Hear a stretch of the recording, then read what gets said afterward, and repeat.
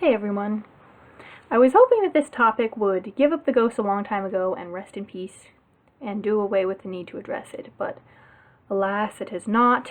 It's 2018 and we're still teaching fables as fact at an institutional level. So, the gender wage gap or gender pay gap has been officially disproven for so long now and a myth for so much longer that it's hard to believe it's still around.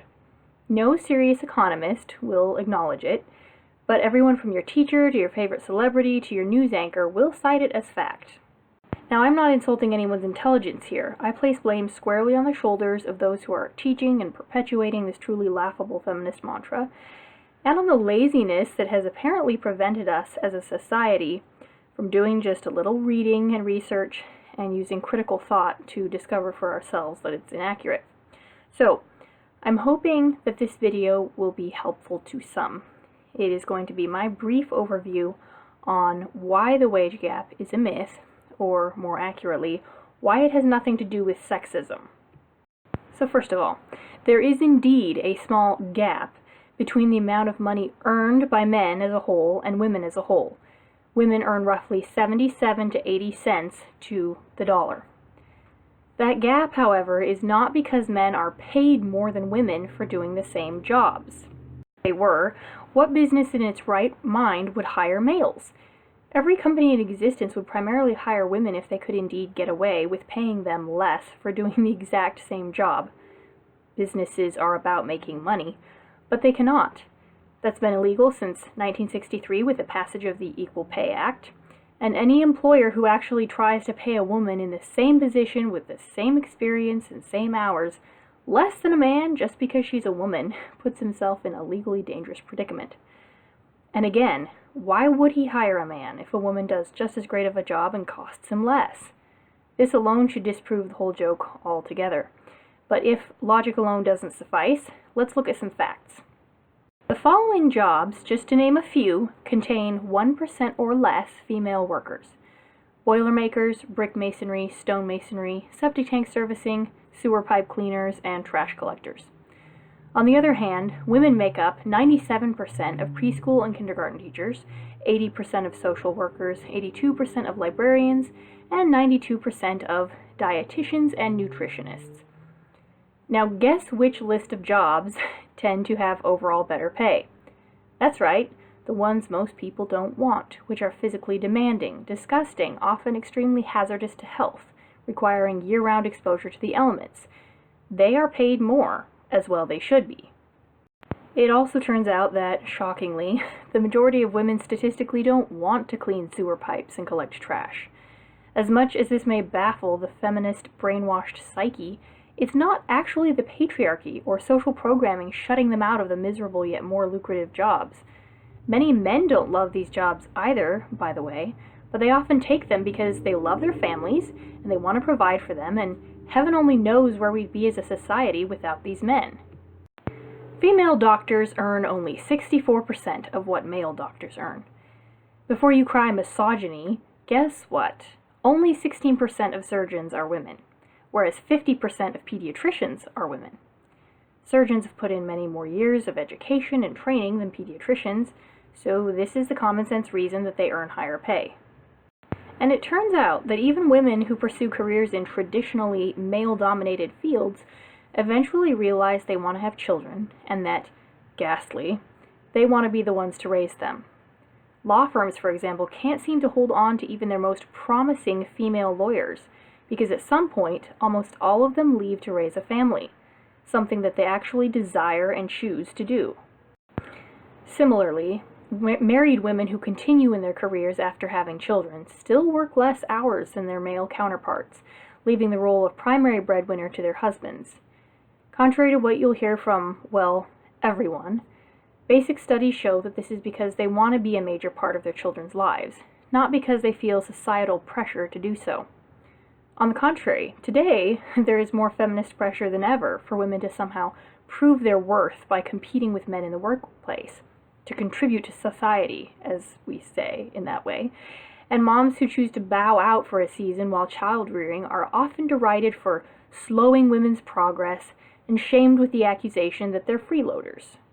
Women as a whole, relationship and motherhood status regardless, take more sick days, more vacation days, and work less hours overall than do their male counterparts. Turns out that women simply want a more well-rounded life with a better work-life balance than men do, and are less prone to be workaholics.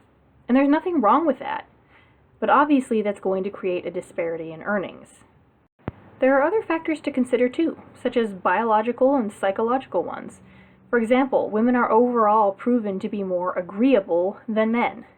This isn't a bad thing, it's just one of our male and female differences. It gives women social advantages in many areas, but like every advantage, it also has its disadvantages. In this case, in the workplace, it means that women are less likely to ask for a raise, and they don't tend to negotiate as well as men. That isn't the fault of the nefarious mythological patriarchy.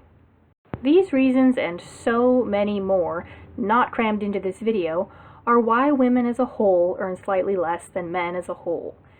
Discrimination and sexism actually have nothing to do with it. Now, when all contributing factors are accounted for, the gap virtually disappears.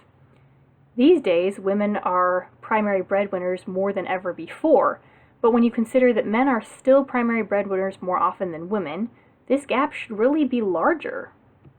And let's think about this. According to the Bureau of Labor Statistics, workers ages 16 to 24 earn only 54 cents to every dollar earned by workers 25 or older. This wage gap is 43% greater than the male-female gap. Gasp! Big corporations are ripping off our nation's youth. Obviously not. There's a reason younger people earn less. They don't have the same skills or experience. Note, women in their 20s are actually earning more than their male peers. Do feminists attribute this wage gap to misandry, to sexism? Nope. It's easy to apply logic only where convenient, right? Even in careers with rather subjective earnings, such as Hollywood, it's not hard to see right through the seemingly sexist stories that keep resurfacing. Wage gap outrage was swift and brutal when it was reported that Mark Wahlberg was paid considerably more than his female co-star, Michelle Williams, for doing reshoots of a recent film. Shameful, unacceptable, misogynistic. These were all words used by the media to describe the situation. Apparently, no one paused to think that Wahlberg is a bigger star than Williams, named by Forbes as highest paid actor in 2017. Of course his contracts and paycheck will reflect that, and this alone could be reason enough to explain the difference. But furthermore, he had to reshoot considerably more scenes than she did. And perhaps most importantly, Williams' contract required her to do any necessary reshoots. Wahlberg's did not, which meant that he could negotiate for additional pay. Somehow this basic reasoning is easy to apply to certain areas, but when it comes to these feminist narrated stories, it has only to do with the fact that one individual was a male and one was a female, and females even in the West consistently get the short end of the stick. So we're told. This kind of bogus thinking is swallowed hook, line, and sinker and repeatedly regurgitated by the masses. We've got to start using our heads. And this is not a misunderstanding to be laughed off. Feminism needs the wage gap and similar fallacies, because without them, its reason for existence disappears. Sure, some are intentionally deceptive and some are ignorant, but either way, the ensuing battle is not without casualties. When people cite patriarchy theory, parrot falsehoods, and insist that the men of society are holding back the women, they create needless hostility between the sexes and necessarily demonize men. It's a grievous and inexcusable injustice, and frankly, according to the way we've come to define hate speech, it's hate speech. As a side note, I personally think it's amazing how feminists deny the statistical reasons for the wage gap, but just try to bring up other inequalities, such as the sentencing gap, and all of a sudden they become capable of critical thought. There must be reasons, they say. Oh, there are reasons, but none of them stand up to scrutiny. Men are unjustly discriminated against here. 63% longer prison sentences for the exact same crimes. There is no case against it that can stand. Anyway, it's a no-brainer, but here we are.